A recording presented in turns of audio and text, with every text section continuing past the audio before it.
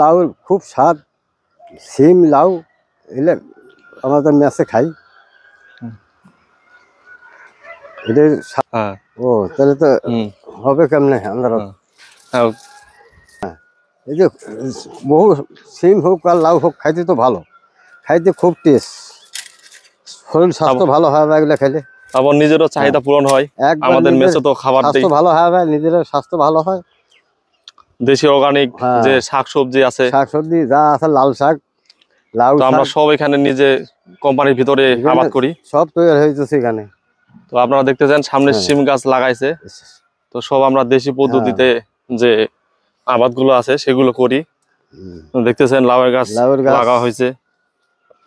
তো চাচা আমাদের এখানে সবসময় যে গাছ গুছালি আছে এবং কি যে কৃষি কাজগুলো আছে চাচা অনেক সুন্দর করতে পারে, পারফেক্ট। দেখতেছেন অনেক সুন্দরভাবে কিভাবে মেহনত করা লাগে। গাছটা তেজ হইতেছে, ভালোই হইতেছে, হোক দেখি। এখন শীতের দিন আসলে জোর হইবে ভালো। আমাদের এখানে প্রচুর পরিমাণ সজনার গাছ দেখতে পাচ্ছেন, কোম্পানির প্রায় সব জায়গাতেই সজনা গাছ। আপনাদেরকে যদি জুম টানে দেখাই, ওইদিকেও যে আপনারা সামনে দেখতেছেন ওইদিকেও আমাদের সব হচ্ছে সজনার গাছ। তো এইগুলো আগামী বছরে ইনশাল্লাহ ধরবে।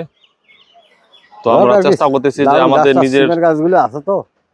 নিজের চাহিদা পূরণ করার জন্য, এবং আমরা ইচ্ছা হলে বাজারও বিক্রি করতে পারবো। তো আমাদের যে মেসে আছে প্রায় 80 জন থেকে 90 জন প্লাস, তো তার জন্য আমাদের এই অনেক কিছু লাগে। তো তার জন্য আমাদের ওইদিকে আবার আমাদের ভিউ আছে প্রায় 2-2.5 বিঘা, তো ওইখানেও আমরা সবজি, আলু, রসুন, পেঁয়াজ সব চাষ করি।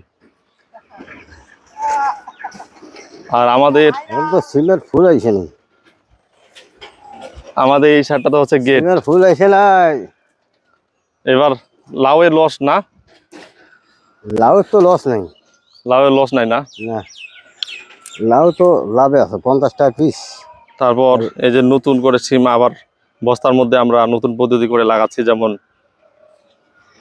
আপনার আদা চাষ করে। তো এই ঝিংগুলো ঠিক করতেছে।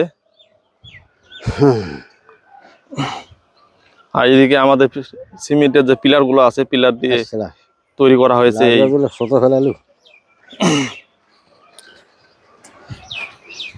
কারণ সিমেন্টের পিলার দিয়ে করলে সহজে নষ্ট হয় না।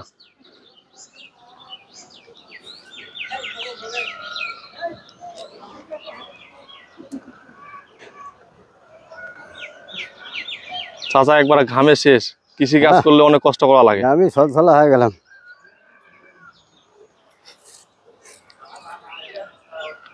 তো আমাদের এটা ফিটের গাড়ি, কোম্পানির ভিতরে ফিট আসছে এবং ফিট আনলোড করা হচ্ছে। আমাদের মুরগির খাবার আর সজনার গাছ। আপনারা কারা কারা এই সজনা গাছ, পেলকা অথবা এগুলো দিয়ে ভর্তা খান, অবশ্যই আপনারা কমেন্ট করে জানাবেন।